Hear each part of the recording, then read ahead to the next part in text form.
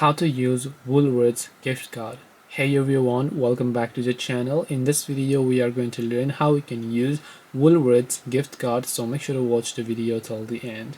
Now to use your Woolworths gift card, just go to woolworths.com.au and then make sure to add the products that you want to buy to your cart. So when you click the cart icon from the top right, you can see I've added the products, so I'll just go to the checkout process. Now when you go to the checkout process, you'll find an option. Now in my case I'm not logged in, but whenever you go to the checkout process, you'll go to the payment method.